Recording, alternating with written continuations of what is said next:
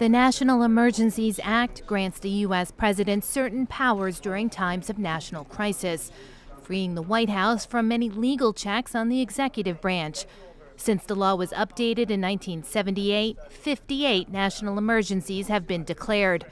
Perhaps the most well-known use of the act was President Franklin D Roosevelt's order to intern more than 110,000 Japanese Americans after the 1941 attack on Pearl Harbor. George W. Bush also invoked emergency powers in the wake of the September 11th attacks, signing off on extensive wiretapping and enhanced interrogation methods.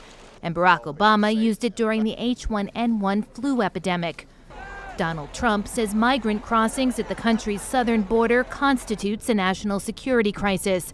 Using the act gives him access to billions of dollars to fund his border wall. Critics have accused the president of attempting to use the act as a blank check to get what he wants by circumventing Congress. And Republicans are worried this could set a dangerous precedent that could also eventually benefit Democratic presidents. The president and the White House have seen a really strong backlash from Republicans in Congress saying, look, we really don't love the emergency declaration idea because what happens if there's a Democrat in power? You know, you could have new president who decided, for instance, to declare global warming a national emergency. And we're concerned about that kind of use of executive authority.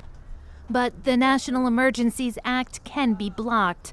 Congress can terminate it if both houses vote for it and the president doesn't issue a veto. If there's a presidential veto, it can still be stopped by a congressional supermajority. What's more likely is the act would get bogged down in court, with lawsuits which could go all the way to the Supreme Court. That's what happened to President Harry Truman when he tried to nationalize the steel industry during the Korean War.